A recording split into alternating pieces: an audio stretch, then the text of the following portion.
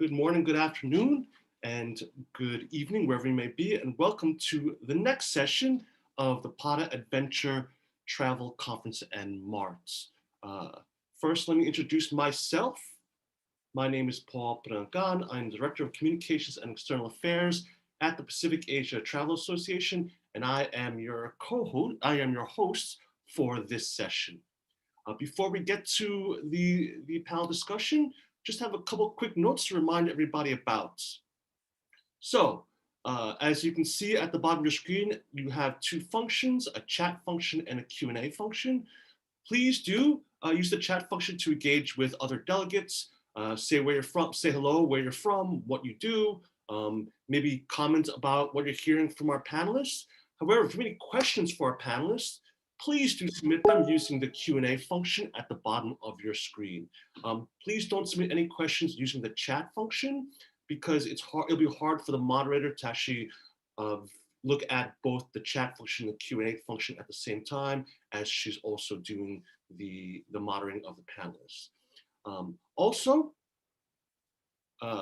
And that's it, just regarding those technical notes. And our next session is delivering what the next generation of travelers want. However, before we get to that, before we begin that session, we just like to play a quick video from our platinum sponsors, the Department of Tourism of the Philippines. And with that, please sit back and enjoy this video.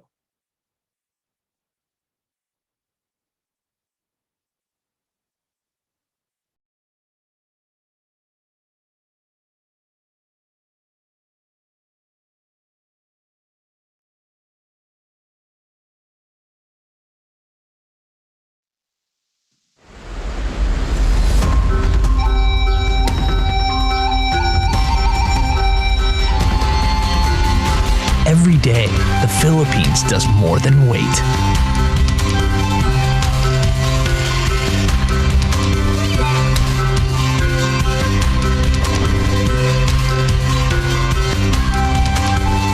Putting together new adventures.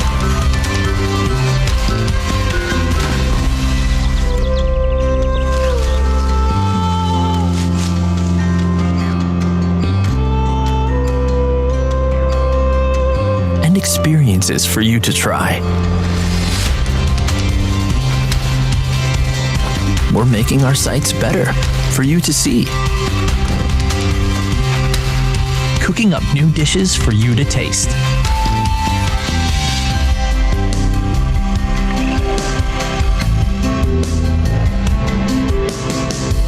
And preparing cultural discoveries for you to feel. And we're not stopping.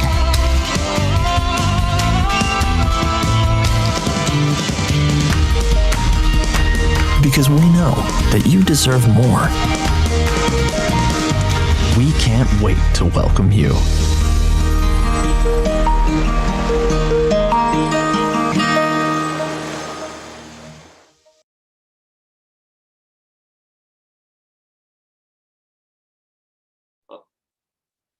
I do wish to be back able to travel again. I do love the Philippines. I love the environment, the people, and especially I love the food. So hopefully we can travel soon. And that's what discussions today and tomorrow are talking about, how we can restart travel and become more sustainable, more responsible, and stronger. So with that, we're going to jump into our next session, delivering what the next generation of adventure travelers wants. So with that, ladies and gentlemen, please let me introduce the moderator for this session, our good friend, Miss Natasha Martin. She's an adventure tourism expert, and I think are you in Cambodia right now, Natasha? I'm in Saudi. Okay, all right, well, hello to you in Saudi, and I'll pass this over to you. Thank you so much, Paul, and thank you so much, Philippines, for hosting this awesome event. It was so cool. I was watching the earlier sessions, and it was so cool to see people in the same room, so I can confirm it definitely looks like more fun in the Philippines opposed to being in a hotel room like I am right now. So I'm Natasha, and I'm super, super delighted to join you here remotely. This is one of my favorite events of the year. I don't know about, I think for most people on the call, it was probably the last in-person conference that we attended, what was just over a year ago, but of course feels like a lifetime ago. We have got an awesome panel for you today, and I'm going to introduce the three panelists and then provide a little introduction before I hand it over to the panelists for their own presentations, and then we'll have a little bit of a discussion. So I've got questions, but you're also welcome to pop your questions in the Q&A, as Paul said, and our panelists are experts in their field, so please take the opportunity to ask whatever questions you have about this topic. So today, let me introduce, first we've got Dan Sandoval from Perspective China.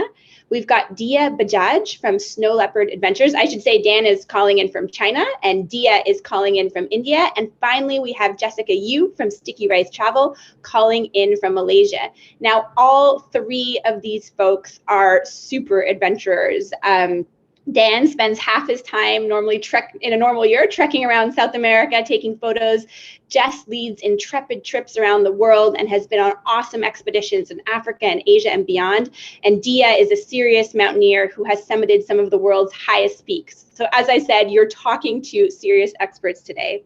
Our panelists truly embody about this topic. What is the next generation of adventure travelers looking for? And just for context, I think when we say, next generation, we're sort of broadly talking about the group under 40 or under 45. As I near 40, I like to push that barrier back a little bit, but that's just me. So there is a belief, and that's what we're going to talk about today, and we'll discuss whether it's true or not, that younger generations will lead the recovery of tourism because they might not have the same health concerns as older people. But of course, this generation has still been greatly impacted by the pandemic. So we're going to talk about the way that their pandemic experience changed or didn't change their travel preferences. We're going to talk about how the next generation of adventure travelers make decisions. As you know, this generation is extremely savvy. They're almost immune from traditional marketing. And we're going to look at practical advice for destinations and tour operators who want to cater to this market. So today we're focused on 3 markets in particular. As I mentioned, Dan's in China, Dia's in India, and Jess is in Malaysia. But we know that psychographically, millennial adventure travelers have many similarities. So hopefully there'll be some good food for thought in this session for all of you, no matter where you're from or who your target market is. So without further ado, I'll hand it over to Dan from Perspective China, who'll start off by giving us an overview of the next generation of Chinese adventure travelers. So Dan, over to you. Hey there, thanks. So yeah, the Chinese market right now is in a very interesting place. Even though this kind of is where a lot of the pandemic started, we have actually seen basically life going back to normal here. China did an amazing job at basically controlling the pandemic once it broke out here within its borders, and unfortunately, though, it has caused huge restrictions worldwide, obviously. And one of those huge restrictions is basically the inability to travel abroad. So we've seen a huge growth in domestic travel, actually. And one of the very interesting things that we've seen happening because of this huge growth in domestic travel is the demand for products that didn't exist in China at all. Because China, traditionally speaking, was a kind of more conservative travel market, big bus tours and whatnot. But because of this, and the people who had money and access to travel abroad just would go abroad if they were looking for more unique experiences. But because of the pandemic now, we've actually seen a huge growth in products. Like for example, Sanya has had a huge number of surf companies coming up, which is something that was done very little before. You've seen camps in Yunnan, for example, doing safari style tent camps, and you have hotels that are mimicking Moroccan style hotels. Even American style cabins as well. So you've really seen this huge shift and kind of growth in a market that didn't exist here domestically before. But what that really says to us is that there's still a huge demand also for the actual international experience. People are traveling and doing these things domestically, and they're taking it as a kind of a band-aid for the actual desire to be able to go abroad. This desire is still very strong, and recently the CEO of Ctrip, which is one of the largest, or it is the largest travel company group in China, recently mentioned that based on research from its database, travelers are still very interested in foreign destinations, particularly in Europe, South America, North America, and Asia. There is some demand for Africa, but that tends to be still an outlier. And even though it's more traditional kind of in our minds, they're looking for new products in these destinations. South America is obviously very new and foreign to Chinese travelers, but as business grows between the two destinations, you have seen a lot of changes and attraction toward the South American market in general. But yeah, that makes you really wonder, like, how many of these people that are traveling domestically now are going to go abroad and experience these things? How many people that are looking for these experiences are going to be actually able to go and actually run through them? And the number is actually astounding. China is a very populous country, and 14% of the population actually holds passports, which may not seem like a huge number until you consider that that's 200 million people holding a Chinese passport. So it is quite a significant number, and it's predicted that by 2030, there's going to be a disposable income of $12,000 per person per year that are basically looking for ways to spend this money. And with the growth of travel, and especially the younger generation looking to travel, you're going to see this money being spent in adventure products, niche kind of experiential tours, and they're going to be looking for experiences that not only can you not find the actual authentic one here in China, but also that they can now brag about to their friends. There used to be a time in China where you would brag about having like a Louis Vuitton bag or something like that, but that time is for the most part gone. Everyone has access to these things now. So now the experiences are what people brag about. It's a way to show off not only your wealth, but you're basically your status. Basically, even if you don't have a lot of money, doing something like that elevates your status. And I mean, it's good. I think that even if it's for the wrong reasons, you're growing and exploring this new kind of environment. On top of that, you've seen basically this growth in the travel market going abroad in this demand, but you also see that the bounce back is happening very quickly. Last year, obviously, the domestic travel market or the travel market in general was enormously down, I think, worldwide. But particularly, one of the big indicators for travel here in China tends to be the May holiday and the October holidays. So when you're comparing, the May holiday just passed recently here in China, and we saw a 119.7% growth in travel compared to last year, which is huge, and basically 3.2% growth in travel based compared to 2019. So we have bounced back, and it's all domestically bouncing back right now because of that inaccessibility to the outside world. But as the world opens up again, and as travel restrictions coming back into China, which is one of the big problems, a 2-week quarantine coming back in is a huge problem for many people wanting to travel abroad, because coming back, it's another 2 weeks that you'd have to spend there. But as this changes, you're going to be seeing these huge numbers of people not just traveling domestically anymore, and they're ready to go outside again.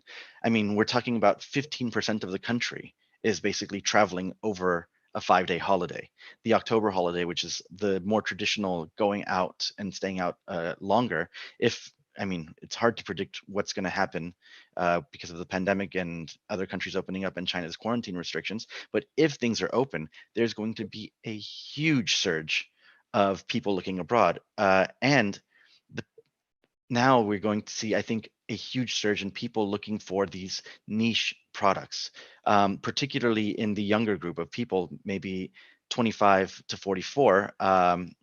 We're going to see this huge shift in basically no longer just going to the classic sites, even though we've already seen this shift happening in recent years, that they're going to actually be looking for these niche things, because also the crowds here in China, the crowds have been very, very, very crazy when you go to these holiday places, because everyone's traveling to the same places domestically. And as you go abroad, you're going to be able to find these niche, unique locations, which will basically be a wonderful playland for the adventure travel industry and the experiential travel industry.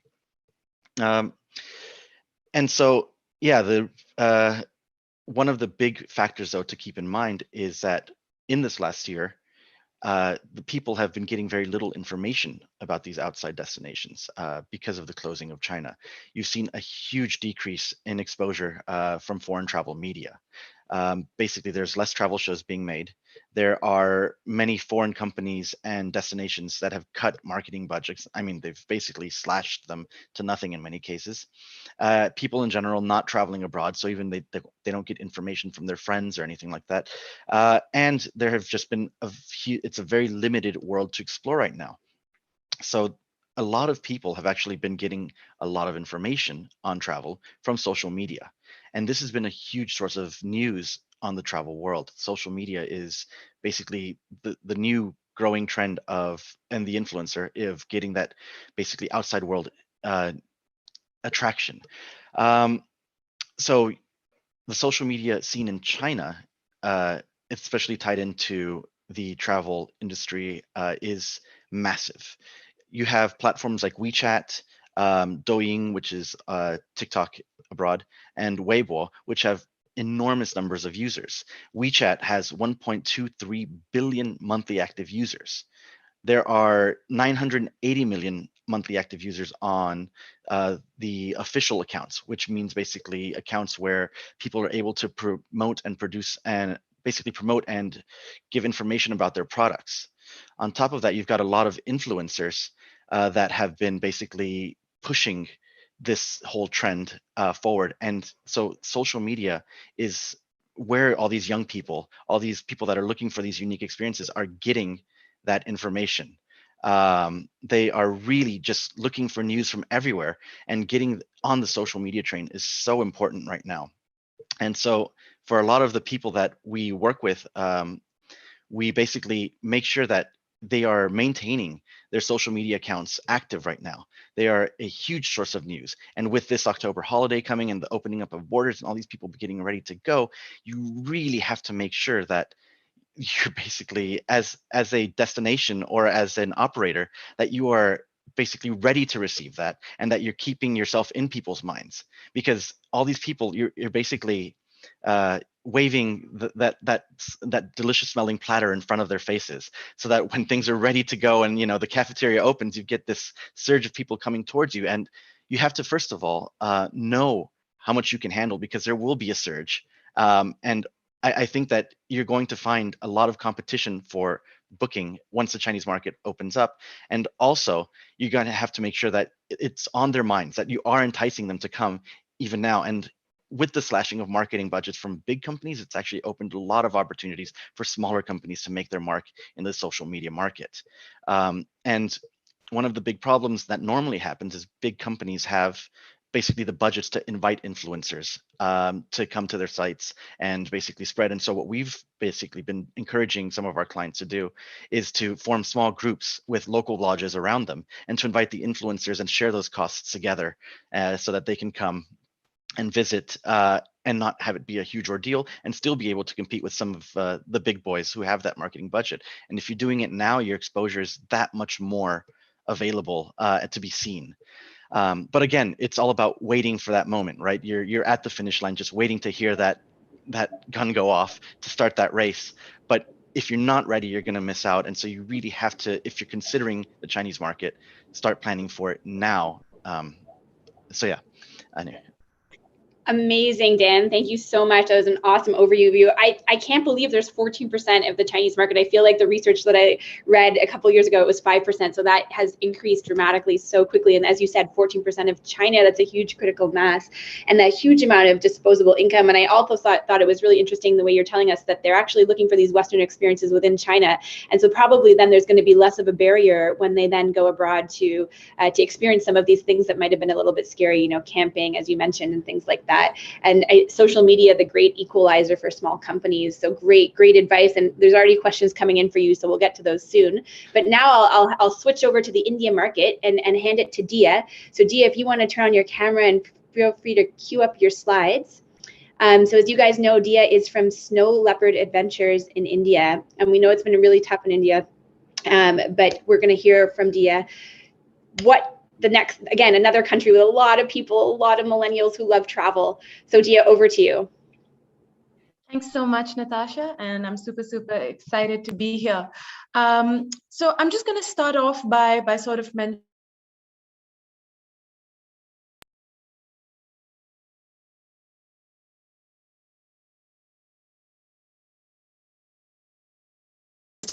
our country. See my screen. Hello. I think, Dia, we may be having a little bit of connection problems, but it looks like you're back. Paul, can you confirm? I'm not sure if it's on my side or Dia's side. I believe it's Dia's side. All right, no worries. Yeah. Oh, I think she's back. Dia, go ahead. Yeah, there you are. So the current situation on ground is that we realized that the way forward is to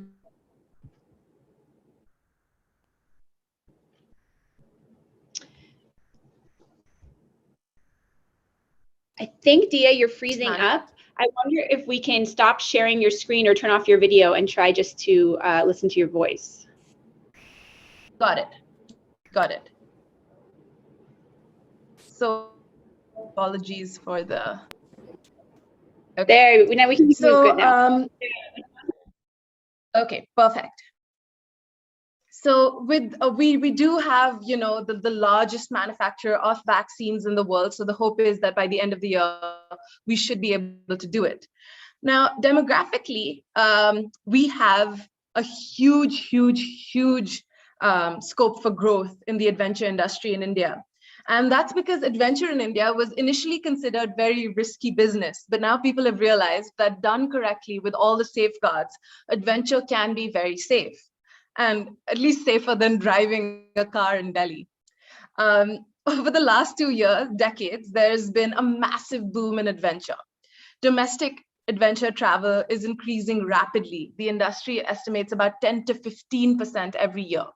And domestic adventure in India is a $300 million industry pre-pandemic and has a huge potential for growth. And given that growth in domestic travel, there's also a lot of potential then for outbound travel. Also, just for your information, in 2018, over 26 million Indians traveled abroad. And post-pandemic, we're definitely going to see a rise in this number of travelers. As you know, especially amongst the youth, there is this feeling that, the pandemic sort of has opened everyone's eyes to the fact that life is very uncertain. And I think they definitely will want to sort of go out, travel, and experience new things. The Indian youth are definitely more willing to spend on experiences. As Dan kind of mentioned, there's this idea that they want to be seen doing something different. And the bragging factor comes from being able to actually do something unique as opposed to, buying a luxury item. Indian travelers, especially the youth, will probably be mainly into soft adventure or things that are basically excursions. They're not going to want to do very long or hardcore adventures. They want to go to offbeat places, but they want to be comfortable doing it. But again, we are a big population. 65% of India's current population is below the age of 35. And as you know, we do have a very, very big population. So of course, the wants of the travelers are varied. But and we do have a segment that is into the more extreme adventures as well. So we do have a lot of the exposure in India for the outdoors and adventure actually does come from Bollywood. And to give you a little bit of an example, there was this movie called Zindagi Na Milegi Dobara, which basically is, which is YOLO in Hindi. And this movie, when it released in 2011, actually doubled the visitors to Spain from India. So in 2011, 60,000 Indians visited Spain just after, almost double the number from the previous year, just after watching this movie. So Bollywood does have a very, very strong sort of impact on the youth and their excitement to travel. They showed a lot of things like, scuba diving and skydiving, and that definitely increased the excitement for people to go out and do this. With that being said, the average Indian adventurer is definitely excited to try new things, but they're not as self-sufficient as, say, your average American or European adventure traveler. And this is because adventure is a very new industry in India. So majority of people haven't grown up doing it. This is still a new experience for them. So there will be a little bit of hand-holding involved. You do have to sort of be a little bit more sort of supportive and sort of walk through your average Indian adventurer because they will be trying out these activities for the first time. And as Dan said, also social media is going to play a very, very, very big role in promoting your destination. And so definitely that is where we are in the age of Instagram, and that is where a lot of our travelers are also looking and seeking for inspiration. Awesome, Dia. It's so interesting to hear about the Bollywood effect. I guess it's not easy to probably convince a Bollywood studio to come shoot a movie in your destination, but if you could be so lucky, that sounds like something. And I think your point about handholding is really well taken, right? Like that it's just a different level of maturity when it comes to some of these experiences. And just one quick question for you before we pass it to Jess. In terms of the social media platforms, is it Instagram, or what are the platforms that you would recommend to tour operators to really get involved with to be able to start to promote their destinations? Definitely Instagram, Facebook, and Twitter are the top three, and then it seems that especially for destination marketing, I think Instagram, because it's so picture heavy. So that's probably a good bet for you. So the usual suspects. Okay, cool. Great. Thank you so much. Well, let's hear about the Malaysian market. Then, Jess, I'll hand it over to you. Feel free to turn on your camera and share your slides. Hi, Natasha. Thank you so much for that. Let me share my screen. How jealous is everybody of Jessica's gorgeous background and house? More zen in Malaysia. Had a lot of time during MCO and got into gardening. So let's have a look at Malaysia. So since we're zooming in on the under 40s, I think it's very important for us to understand what's going on with the economy as well. So with Malaysia, we're upper middle class mostly, and if you look at on this side of the screen right here, you can kind of see the categorization of it.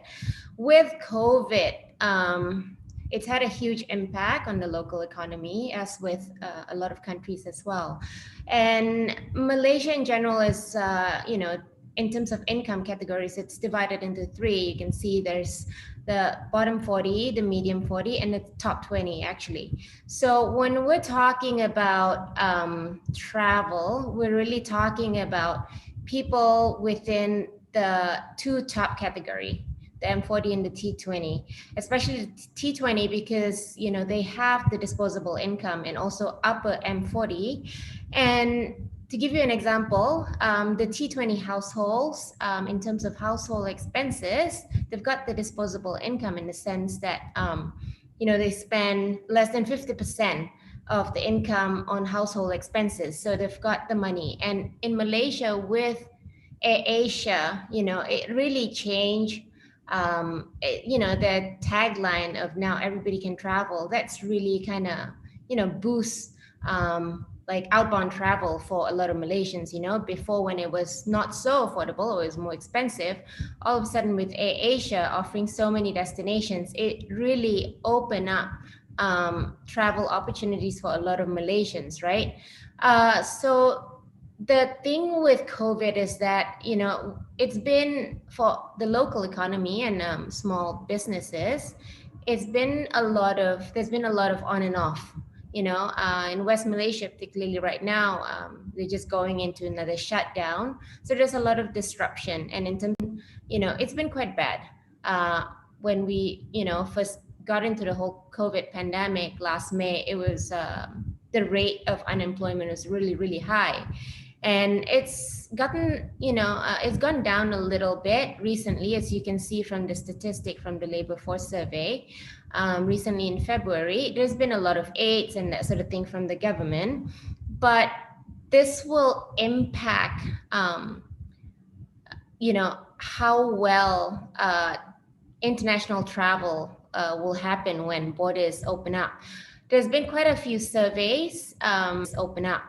There's been quite a few surveys on travel demands outbound, right? And from most of the surveys, we can kind of see that, there's a lot of expression of interest. Yes, people are quite deprived of travel because for a lot of Malaysians of this demographic, travel is not so much like a luxury item, but it's become a lifestyle thing. It's a part of your day-to-day thing to achieve some sort of work-life balance, wellness, and that sort of thing.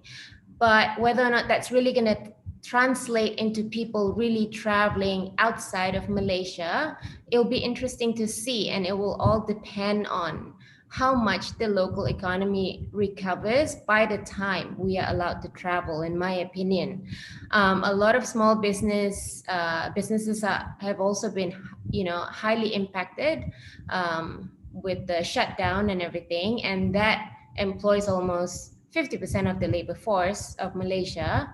And then you also have the depreciation of the Malaysian ringgit against the US, so a lot of people are going to be quite, careful about where they spend their money, right? And then going back to what I said, a little bit about the motivation of this age group. Like I said, it's a lifestyle. It's not a luxury item. So, you know, a lot of people with disposable income who travel, they live in the city. It's a form of like work-life balance, but not just that, also a form of like self-growth, you know. Someone mentioned bragging rights, you know, the exposure to it. I think in general, there really is like a want for that exposure in terms of a different culture or language. Or so a lot of people in this age group are really looking for quite authentic experiences. As Natasha said, you know, they're very savvy, tech savvy, you know, the digital footprint is really high. They do everything online, from like buying stuff to booking to like, you know, you're talking about dating and all kinds of stuff, you know. So for them, they're very savvy in the sense that, you know, they don't want to go to the main areas where people travel to anymore, but they're looking for more off the beaten track stuff, soft adventures mostly, if you're talking about the general segment. Of course, there's more niche segments where people are very, very adventurous. But if you're talking about the general segment, I think most are going for soft adventures, excursions. Keywords like glamping, slow travel has really picked up. And we can see in terms of domestic tourism, there is a demand for more, I'd say, environmental friendly kind of programs or community-based tourism initiatives, that sort of thing. So in terms of where they will go, if they will go, I think safety, whether a destination or a program is deemed as safe, whether a destination has like high vaccination rate. And also what I mean by clarity of travel rules is, you know, how long do you have to quarantine if you're coming back from a particular country? All that will come into play because, you know, the source of Malaysian income, from paid employment is up to 61% of the labor force. I don't know how that translates into, you know, in terms of how many people have lost their job and that sort of thing, because there's also a lot of online business that, you know, have come about since the pandemic. And before, a lot of Malaysians go for shorter holidays or staycations. Like I said, if you're based in the Klang Valley area, Kuala Lumpur is a hub for Asia. So it's really easy to go anywhere. You know, you can jump on a plane and you can be somewhere and you're spending maybe 4 or 5 nights somewhere and you're coming back for work and that sort of thing. How Malaysian employers will adjust, you know, to the whole idea of work from home or work remotely, whether it means that, because Malaysia has a lot of public holidays, you know, and then you throw in the state holidays and everything, we've got 20 of you know, holiday or vacation days in a year. So whether or not when things come back on, if people are choosing to go for just one longer vacation or short trips, is to be determined by, you know, like I said, how long do you have to quarantine when you come back in? What are the SOPs for traveling and that sort of thing. So yeah, there's quite a few things that come into play on top of, you know, the economic factor, right? So yeah, the main thing for the Malaysian market of this segment, they're very budget conscious, I think, because, you know, because the service sector is the one that's highly impacted. And if you're thinking about people working in hotels or travel industries and that sort of thing, there's a big chunk of them that are under 40, you know, just in the state where I live in Sabah, we're in East Malaysia. But a lot of people in this age group are very highly impacted by COVID-19. So if before they were already somewhat budget conscious, I think they will be more budget conscious when things open up. And there's going to be a bit of a balance between, oh, perhaps I will look into domestic travel because I haven't really explored some of my own backyard, and that will, keep my funds going, stretch it a bit more. Or I go somewhere within the region, because if you look at the ASEAN countries like Thailand or Vietnam or Indonesia, these are very popular destinations for adventure travelers from Malaysia in general already prior to the pandemic. And I think the first places that they will start looking into are these places. But then again, before, when it was really easy to book last minute, to get cheap deals on airlines and that sort of thing, what does that mean? Like route availability in terms of flights, how much they will cost, how many transits, and all that sort of thing will really come into play. Same thing with, the fact that they're tech savvy, they can, get on the internet and look for the best deals and looking at reviews and all that sort of stuff. So, pricing is a big thing, and the general perception on safety of a destination is also a big thing. Awesome, Jess. Thank you so much. I love this this idea that travel is a lifestyle, and I guess inherently all of us feel that way. Everybody who's listening in, all of the panelists, of course, travel is our lifestyle, but I actually haven't heard it articulated like that. So it makes a lot of sense. And your point that we really have to look at the economy in every country, in every source market that we're working with, because we can talk about emotions and we can talk about motivations, but really at the end of the day, a lot of these decisions are financial if we're talking about the large group of people. So I think that's a really good point. I want to start by asking all of our panelists to come back online. Please, guys, if you're listening in, feel free to pop your questions into the chat. We've got a couple questions coming in, and I'll definitely get to those right away. But I want to start by asking all of our panelists one question. So I wrote the summary of the session, so I'm totally to blame here. But it was occurring to me, a couple days as I was thinking about this, I assumed that the younger generation would lead the recovery. But at least where I am, actually younger generations are not having access to the vaccine because we're prioritizing older generations, right? That's normal and fair and the right thing to do. So I'm just wondering if you think how it is in your country, if these generations are going to have access to the vaccine within 2021, and if that's going to be a barrier, and maybe actually they're not going to lead the recovery. I'd love to get your opinions on that. Dan, if you don't mind going first. Sure. To be honest, as I mentioned earlier, things in China are pretty much life as usual for the most part. And right now, everyone basically has access to the vaccine, whether you be in rural China or any of the major cities. The vaccine is available for everyone. The two main manufacturers of the vaccine in China have made it so that whether you are a Chinese citizen and it's free to everyone, or a foreigner, which is a very minimal cost to do it. It's like $15 basically to go to one of the international hospitals and get the vaccine, and that's both doses. So it is literally available for everyone here, and those young people aren't thinking twice about basically exploring the world again. They are ready to go. And domestically as well, you see them going as life normal. The only time that you would actually think that the vaccine is an issue is when you go indoors and you have to scan your health QR code. But things are just so easy going here that life is normal, and those young people will be the ones leading the charge to explore the world again. I can think of a lot of people who would actually do that 3-week quarantine just to pay $15 for a vaccine, actually.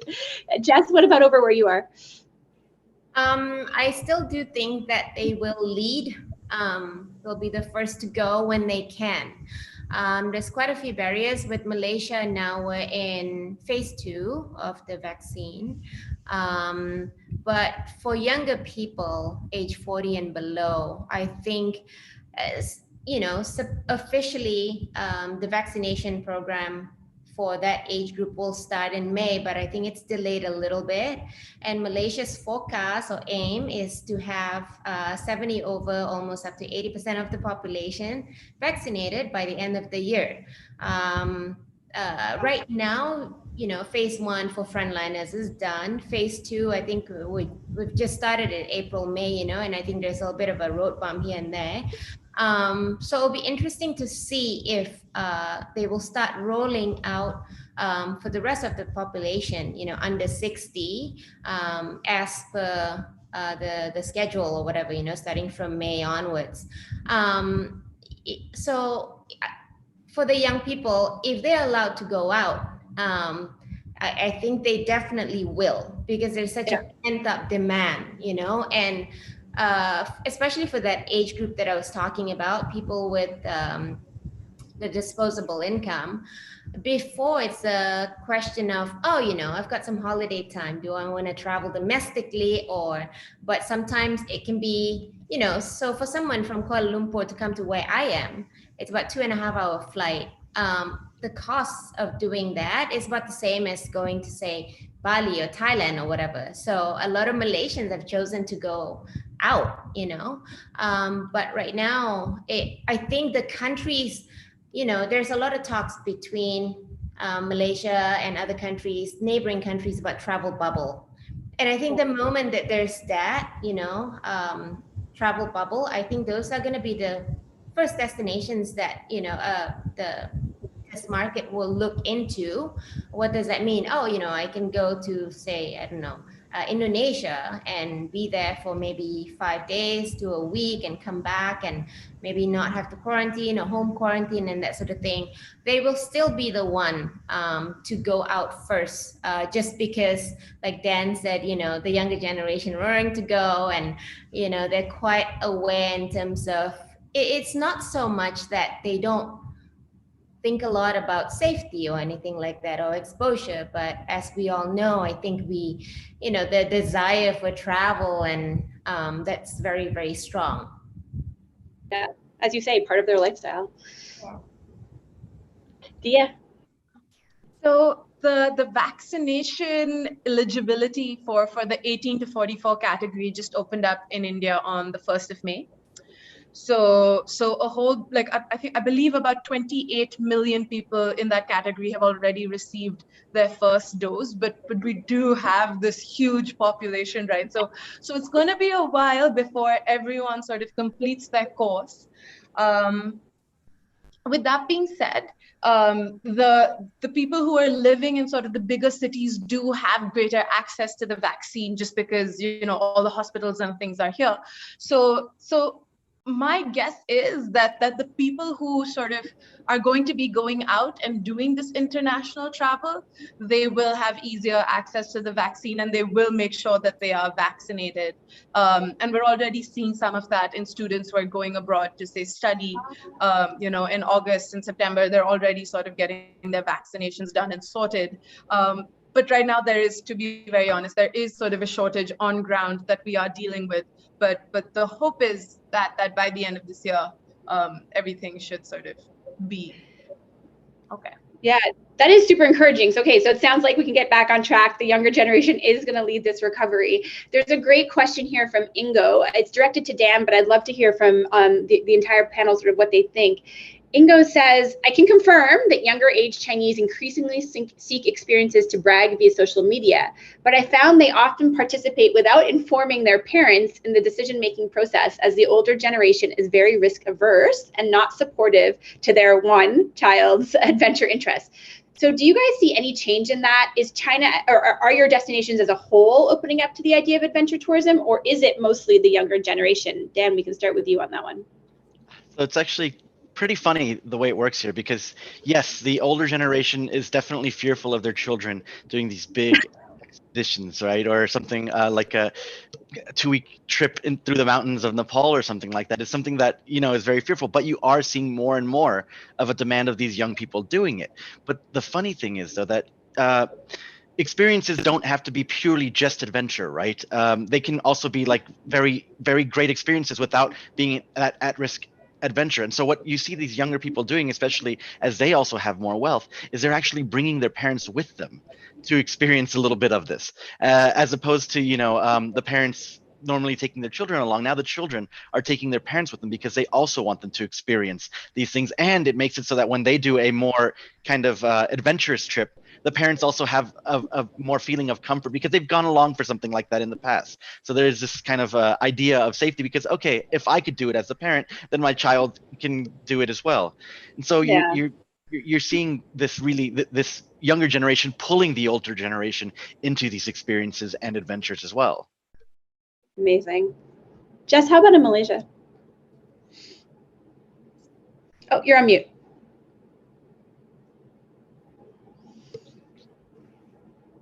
Oh, you're still on mute.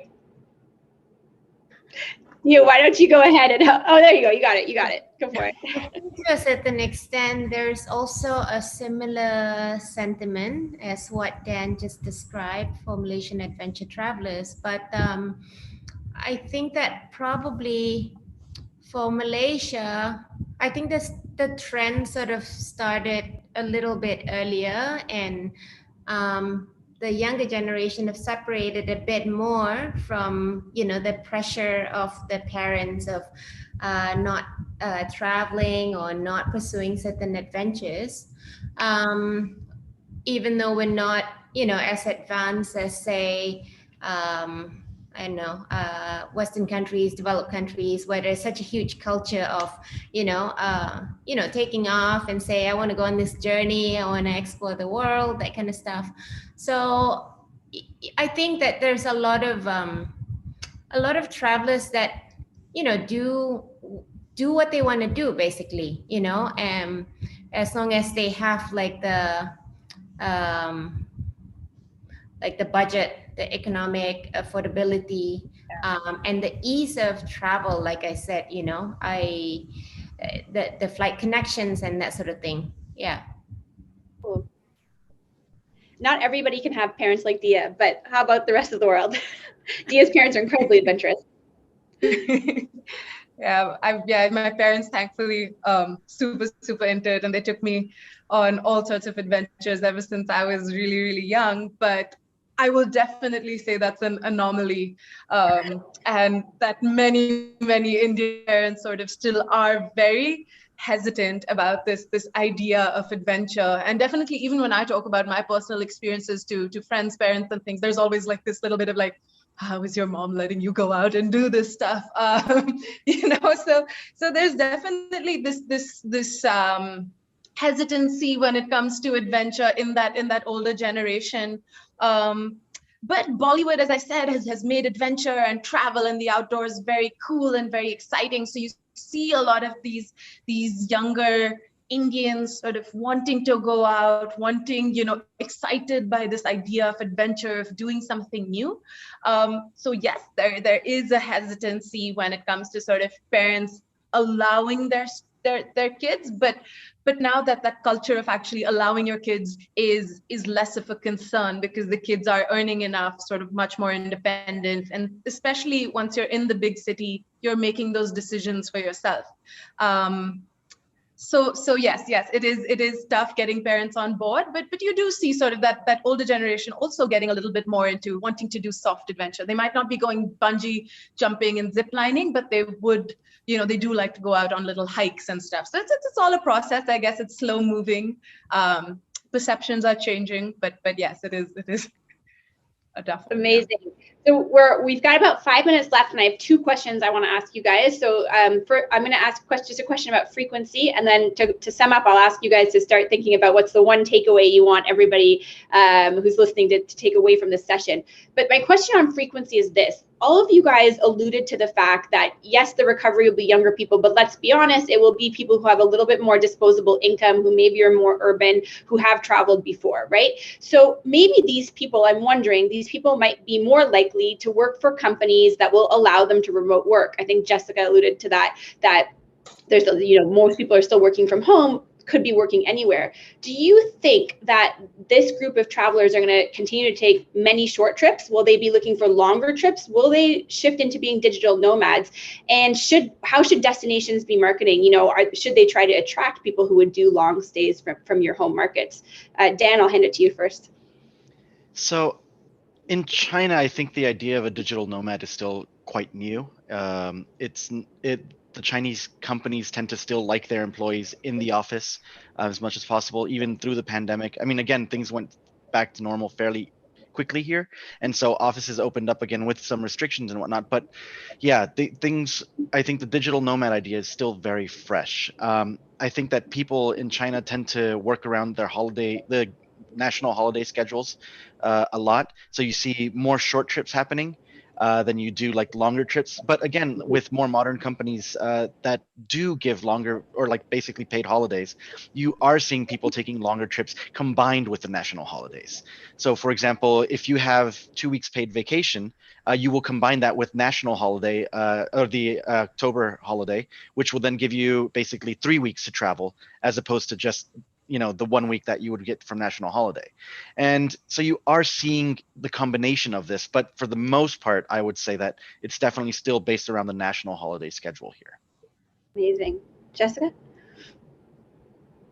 I think for Malaysia, it will depend heavily on what the flexibility of employers when things somewhat return to normal. So not quite back to normal at the moment. And my guess, if I have to guess, is that COVID-19 will have some sort of an impact on how Malaysian employers view efficiency. Like if I go back, I don't know, maybe 10 years or something, or even 5 years ago, I'd say the idea of working remotely is something that not many companies will consider. But now that we are here a year and a half or whatever into the pandemic, I think it's become quite the norm. Even for some government agencies, actually, because of the limitations on capacity and that sort of thing. So, I think that there is a chance because Malaysians in general don't take super long holidays because of the restrictions, also in like what Dan said, Malaysians tend to combine public holidays with paid vacation and that sort of thing to stretch the duration of the time off. But I think there's a lot of things that a traveler would need to consider when traveling outbound, when things open up. So in that sense, I think that people will tend to plan for longer vacation if they can, also taking into consideration if there's any quarantine or anything like that coming back in. And, it may be shorter staycations, whether domestically or nearby countries that are easy to get to. Thanks, Jess. I would agree with Jess and Dan in terms of this idea of being a digital nomad is sort of still new in India, and my guess is too that once things return to normal, you're going to see less of that. But I do think that especially for people traveling abroad, they will sort of opt for this, fewer times a year, but longer vacations. With that being said, if there's a lot of business travel still happening, what we are seeing is a lot of Indians sort of going out and then choosing to sort of travel or, stay on for the weekend and then add a little bit of, like a fun components or like a bizcation almost to their trip. And so you could sort of maybe have these like smaller packages sort of targeting people who are maybe coming in and then adding that little extension to their trip. That could definitely be a potential way to sort of Amazing. So maybe a little bit longer, but not massive changes in these markets anyways, which we seem to see this in the West. We've got maybe 2 minutes left, so lightning round, 30 seconds each. What's the one thing, Dan, you want everybody listening to take away? What should they remember about the Chinese market in the post-pandemic recovery? So the main takeaway from everything I said basically is be ready because the market is coming. But start preparing now, start getting on social media, especially if you're a small business. And Chinese social media is like a huge different thing that is basically isolated from the rest of the world. But find someone that can help you navigate this. But it's so important to get on there and be active on it and be ready for the oncoming market. Just I would say that authentic experience is a big thing for savvy travelers from Malaysia. They don't want to do your cookie cutter program that's cheesy, and it's not. It is a lot about exposure, bragging rights. Oh, I went to this place and that place and did this, but they need to be authentic, and pricing is a big thing as well. Adventure travelers from Malaysia of that segment will splurge before for different components of their travel, so they'll mix and match, but I think ultimately when we start building back up and that sort of thing, I think pricing plays quite a big thing, and also safety of the destination.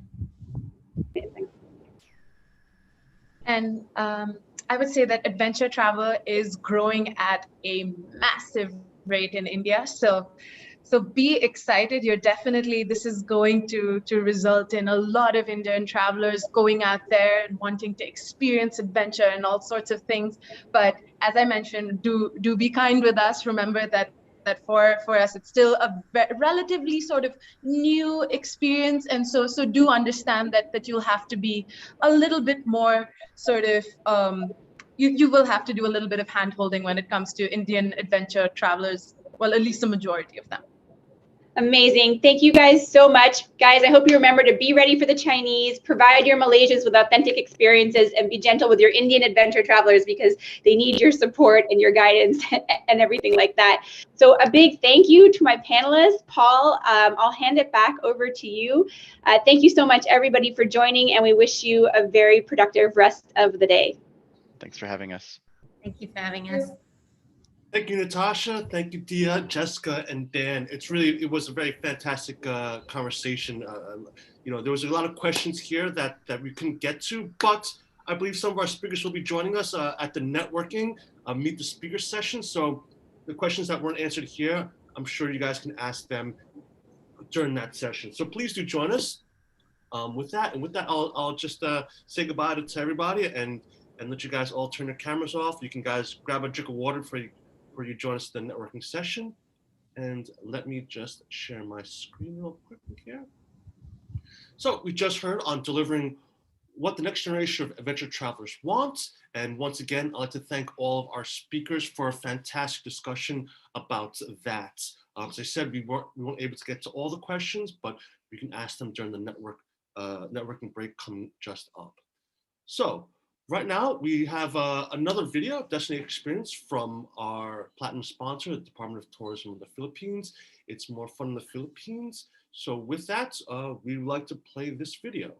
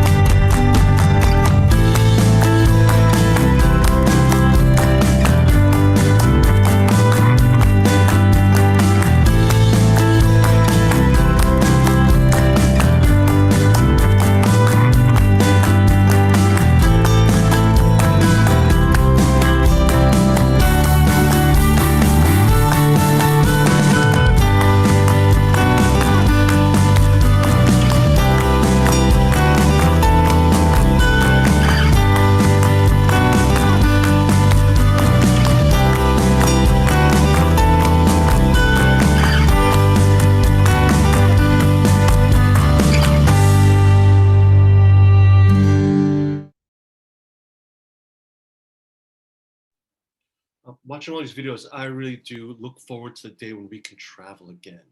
So with that, again, I would like to thank our platinum sponsors, Department of Tourism of Philippines, for really supporting this event.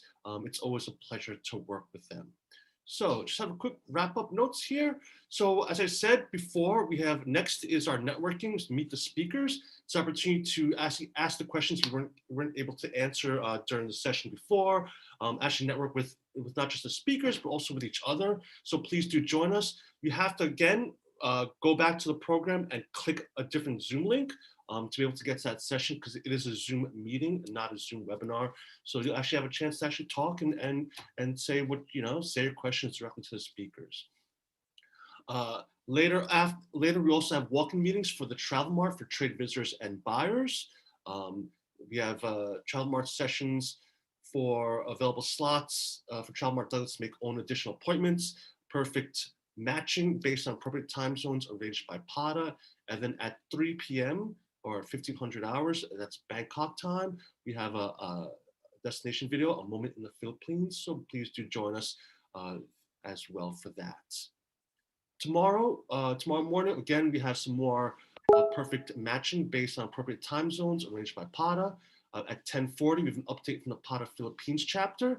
That will be followed by games and destination experience. So it's a video, followed by that will be a quiz about the video. There are 3 fantastic prizes, so please do join us for that. And then in the afternoon, we have our second half of the forum and additional walk-in meetings. So in the afternoon, we have 4 quick fire presentations on local cuisine, ensuring a more equal recovery, the future of online experiences, and putting our communities first. And that will be followed by a panel discussion on resiliency is a new sustainability. We actually have our moderator for that session will actually be joining the networking session just after this as well. So please do join us then. And once again, if you have questions about this session, any questions you have about maybe the meetings or the program tomorrow, feel free to contact me. My email is paul@pata.org.